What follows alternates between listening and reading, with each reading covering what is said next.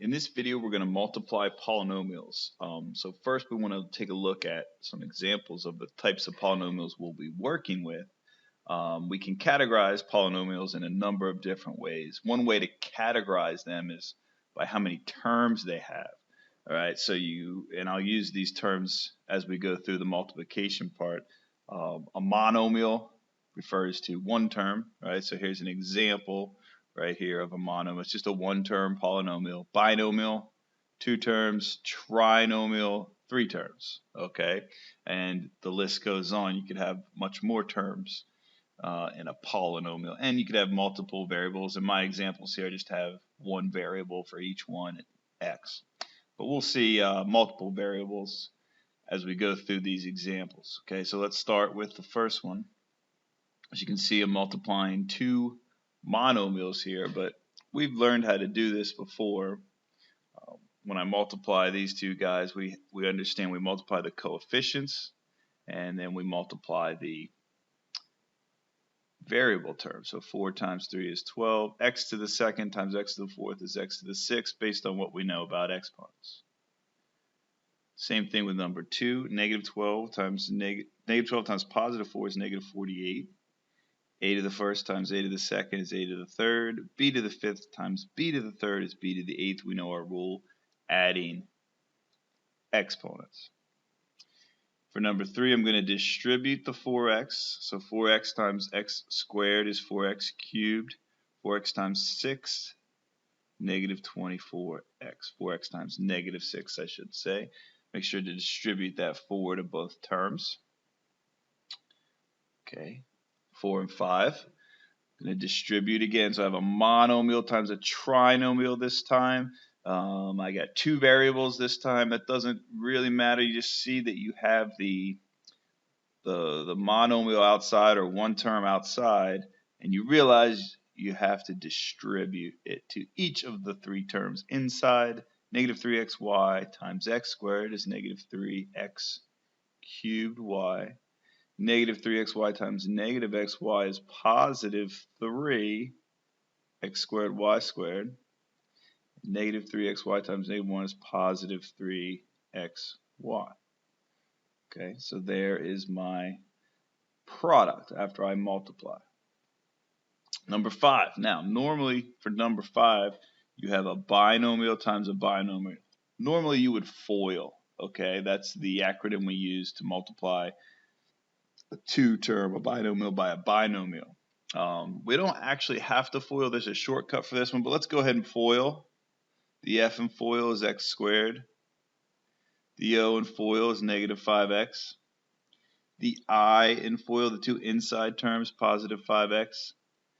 And the L in FOIL, the last 2 terms, is negative 25. Okay, so that's normally what we do when we multiply a binomial by a binomial. We FOIL. In a case like this, there's a little shortcut. You can see that negative 5x and 5x is 0. So this one's going to simplify to just x squared plus 25.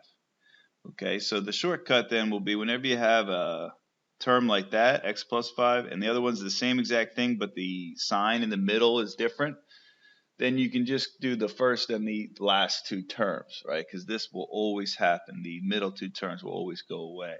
So just real quick, another example of a plus 4 times a minus 4. You have binomial by binomial, but you can do a shortcut, a squared minus 16. If you were to FOIL, you'd get a plus 4a, minus 4a, and they would go away. Okay? So let's look at a case, binomial times binomial, where I actually have to consider all 4 terms. Like in number 6 here, I'm going to go ahead and FOIL this. So that gives me 2x squared. The o in FOIL plus 14x. The I in FOIL minus 1x. And the L in FOIL minus 7. Okay, so combine like terms and you get your final result, 2x squared plus 13x minus 7. Okay, same thing here with number 7. I have 2 variables, but I treat it the same way. X times 3x, 3x squared. X times negative y, negative 2xy. negative 4y times 3x, negative 12xy. Negative 4 times negative 2y is plus 8y squared. Combine like terms. These two are like. They have the same variables with the same powers. 3x squared minus 14xy plus 8y squared. Okay, moving on. Number 8. Number 8, I get a lot of mistakes with this one. I see this all the time. 4x plus 1 squared, square the 4x, square the 1, and you're done, right? No, it's not the right answer. I'm going to show you why.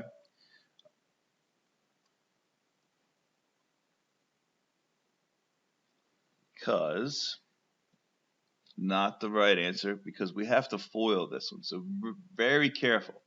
4x plus 1 squared means 4x plus 1 times 4x plus 1. Okay?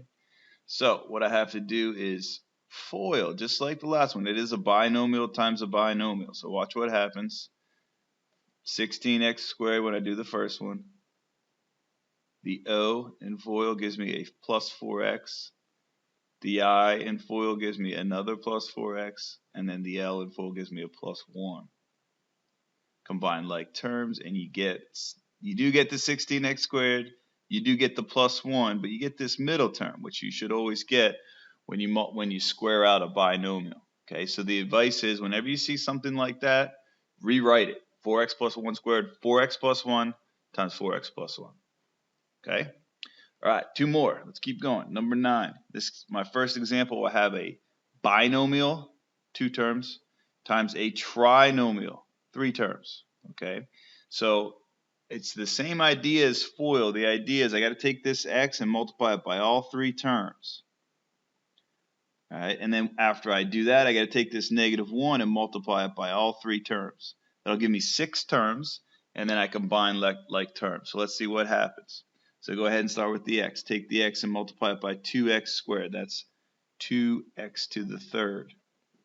Take the x, multiply it by negative 4x. That's minus 4x squared. And take the x, multiply it by plus 1. That's plus x. Okay, so I just took the x, multiplied it by all 3. Now for the negative 1. Negative 1 times 2x squared. Negative 2x squared. Negative 1 times negative 4x plus 4x. And notice I'm doing something a little bit different this time. Let me finish the multiplication. 1 times negative 1 is negative 1. Instead of writing them out in one single line, I'm going to line them up just to organize myself a little bit better.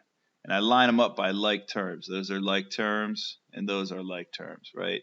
It makes it a little bit easier for me to combine like terms, which is my final step. So I combine the 2x squared terms, I combine the 2x terms, and get my final answer. All right, one more to do. If you want, pause the video, give this one a try, see if you get my answer. Same way as the last one, I'm going to take the 2a, multiply it there, that's 6a squared. 2a, multiply it there, that's minus 4ab. 2a times 4 is plus 8a.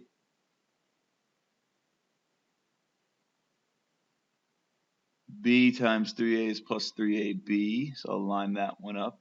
Might be my only like term. B times negative 2b is negative 2b squared. And finally, b times 4 is plus 4b. Okay, so combine like terms. These are my only like terms that I get. So the question is, what's the best way to write this? Well, we're going to start with one variable, the highest power, and then go through to the next power, so the a term, and then the ab term, then the b term, then the b squared term. Okay, so let's do that. Plus 8a, then the ab term, my like term, if I add those together I get negative 1ab, then my b term plus 4b, and then my b squared term, negative 2b squared.